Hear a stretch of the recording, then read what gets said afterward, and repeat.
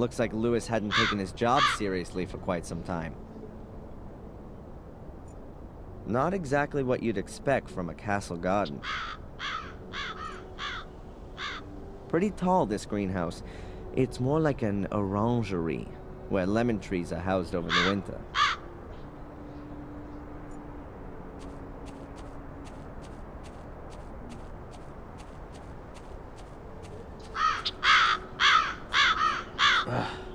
The door is practically rusted solid to the frame.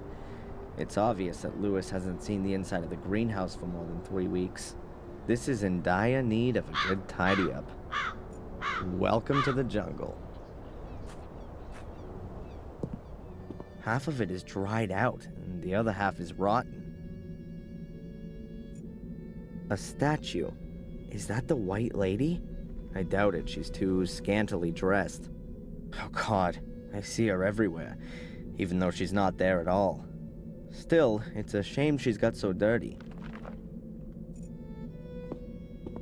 That was a bucket for water. Maybe I can use it for something else. What have we got here? A garden hose. Hoses have always brought me luck so far.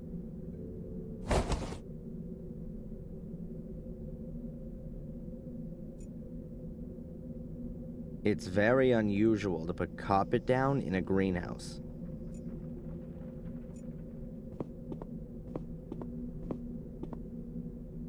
That must have been one hell of a rake. Now it's just a long wooden stick. The bottom part is broken off.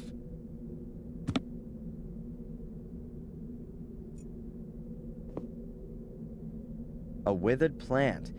It says Valeriana walrathi on the label here.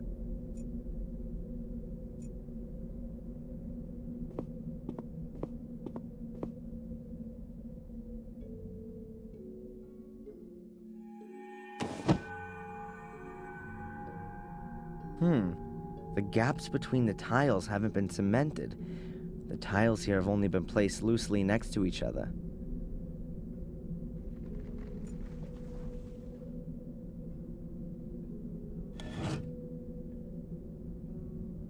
The tiles here have just been placed loosely on there. There's a trap door underneath them.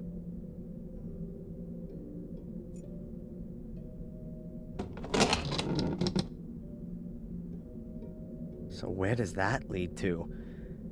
Far down, in any case. It looks like an old well shaft. Who knows what could be moldering at the bottom of this well? There's a case on a sort of ledge. Who put that there?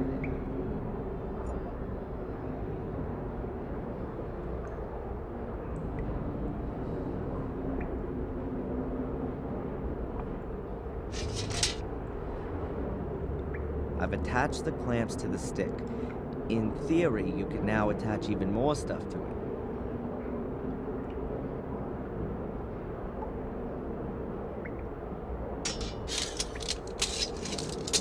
Excellent. I now have a sort of grappling hook.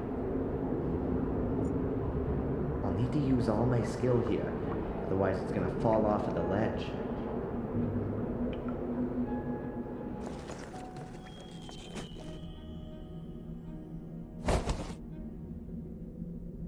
Got it.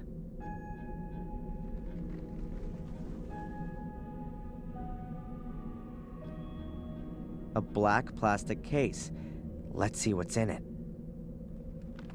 A 10-pound note, a bottle of wine, and a notebook.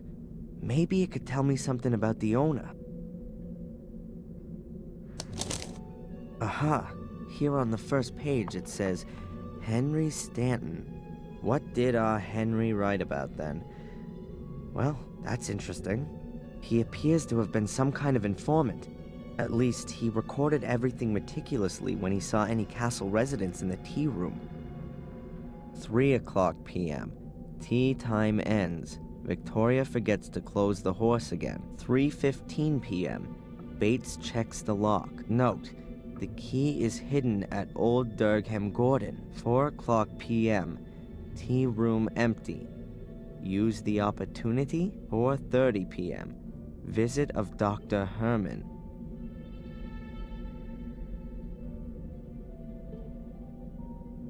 And it goes on in the same vein. And here's a drawing of a horse.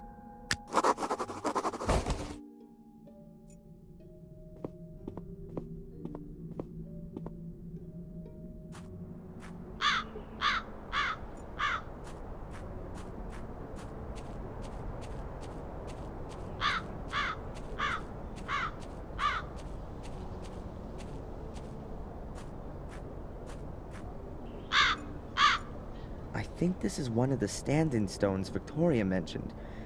They should point to the entrance, but where and how? To say it's dilapidated would be a serious understatement. I wonder if there was ever a pretty maiden in this castle. A ladder. Who knows when it was put here and why? I think this is one of the standing stones Victoria mentioned. They should point to the entrance, but where and how?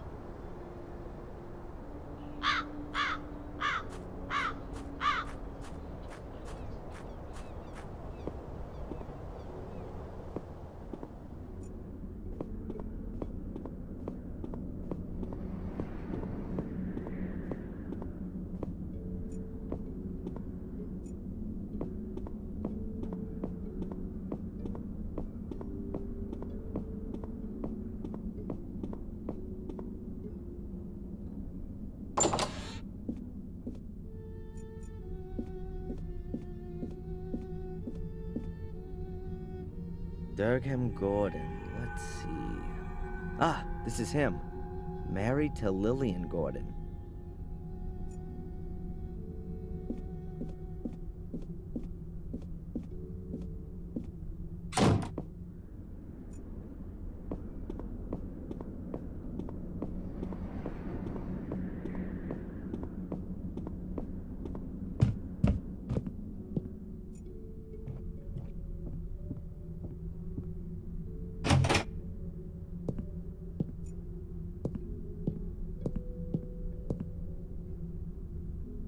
Let's see.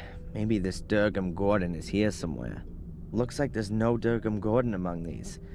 The only names are Lillian, Garmer, and Lothar Gordon. The other pictures just have the year. Lillian Gordon was Durgham's wife. Her portrait was painted in 1662. Here's one dated 1659. It could be Durgham.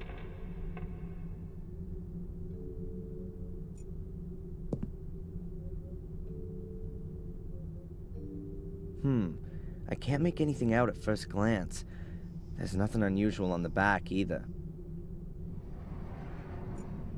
The piece of frame seems to be loose here.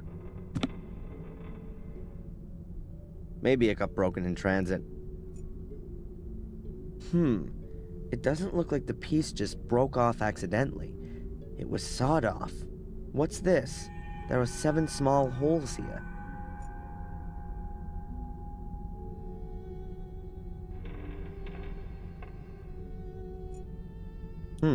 The holes vary in depth.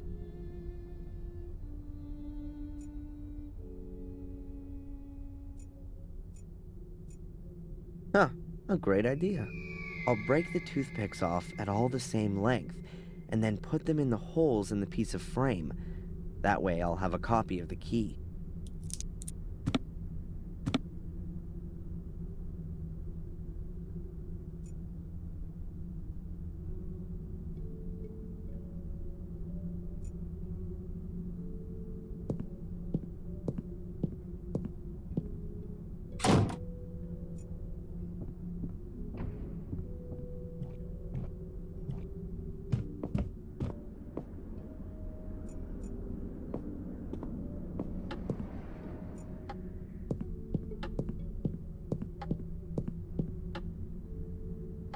So, Fury, where's your secret?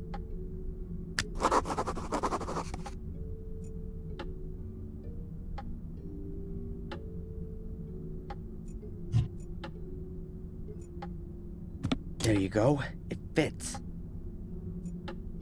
I heard a clicking sound. Ha! That's it. Wow, a really ancient letter. From Mordred's time. With a coat of arms and a seal. Looks like it was from a king. The letter is from a scribe of Pope Innocent III. It contains instructions for further procedure in terms of the incident with Mordred. Letter from the Holy Father Pope Innocent III to the faithful follower Lord Marcus Gordon, Duke of Blackmere. Esteemed Lord Marcus Gordon, I am writing in great anguish concerning the developments in the case of Mordred. My instructions regarding further modus operandi are to be carried out immediately as follows. Firstly, I demand the utmost secrecy and the sealing of all entrances to the ritual room. Furthermore, an academy will be established to conduct more thorough research into the possibilities for the 5 small portals. Concerning the large portal, all records and documentation are to be sent to the Vatican immediately, as the very foundations of Christendom would be shaken should its existence become generally known. Any talk, thoughts, or writings regarding the Shade Portal shall be deemed an act of heresy and shall be punished in accordance with the rules of the Fourth Lateran Council.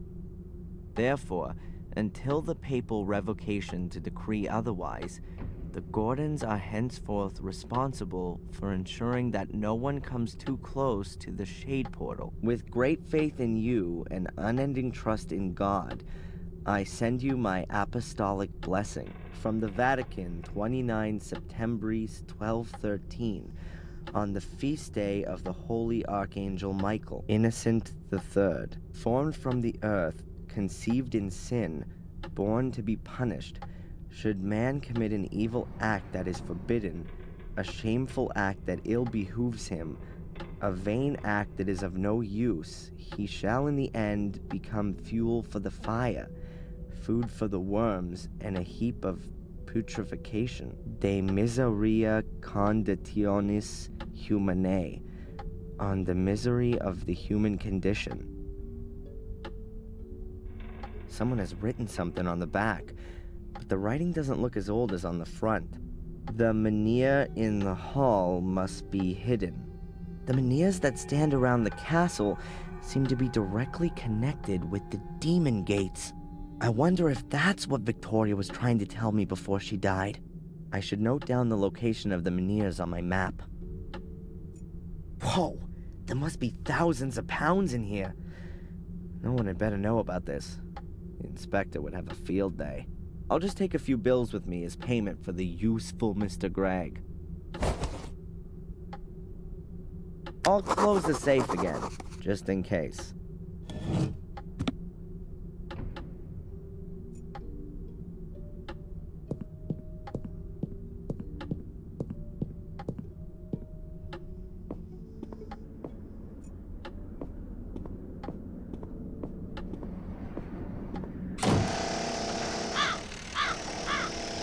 That's Gregg.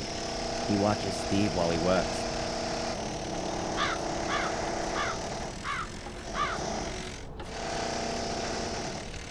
Hi, Gregg. Hey, Adrian. What's up? Have you sorted out the finances? Why are the books all spread around the floor of the library? You'll have to ask Miss Antolini about that. She'd often pick up a book. Didn't have much to do by the looks of things. Was reading all the time. The medical equipment in Victoria's room, is it going to be picked up at some point? I suppose so. I bet they aren't cheap. I'm sure the diocese will come for them. Where's this Miss Antolini got to, anyway? She wasn't even at the funeral. What do I know? Probably back in the convent. Ask the priest. They're both back to the same team. And you were asked to renovate the castle by her? Correct. Headhunted us. We were working for old Murray before, for a pittance. We get twice as much here. That one room on the upper corridor is locked. Miss Antolini's room? Yep, she always locked it. She was scared we'd pay her a visit in the night. How come I, as Lord of the Manor, don't have a key for it? She probably took it with her. Can you open the door for me? Why?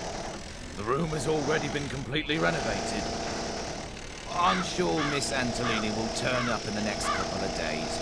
Or send the key back. And if she doesn't? I could always break it down for you. Thanks a lot.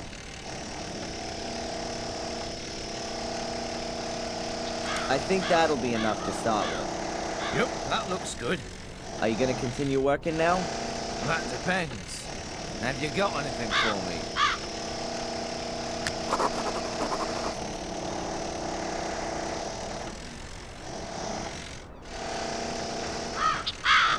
What can you do? Well, everything you have to as a handyman here in the village. Wallpaper, paint, lay floorboards, a bit of wiring. I'm sure we'll find something. The kitchen looks like crap. When's it gonna be tidied up? As soon as we get more jacks. At the moment, the roof would fall on your head if you did anything in there. The facade could do with having the soot removed from it. I'm sure you've got a brush somewhere. Yes, it's just... Miss Antolini said the facade wasn't that important. Do I look like Miss Antolini? All right, Adrian. I'll get to work. And from now on, it's Sir Adrian, if you will.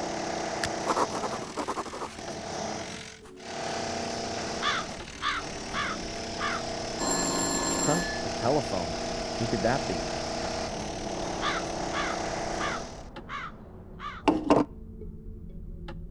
Hello?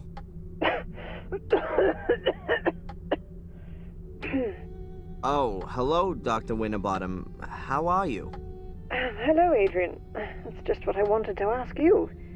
Everything's okay so far, thanks. You're already 5 minutes late for our hypnotherapy session. I have some other appointments and really don't want to have to move them. Oh yeah, sorry. I'll be there as soon as I can. All right. See you soon, Adrian.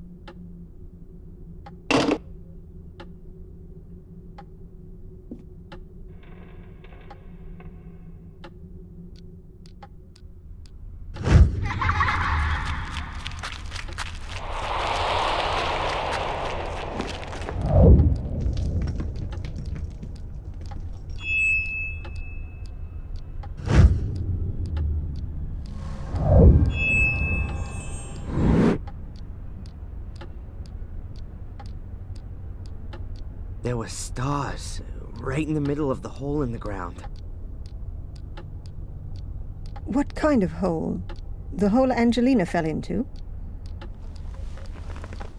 Yeah, and when I looked around, at first I couldn't see anything, only blackness. And then I saw something in the darkness.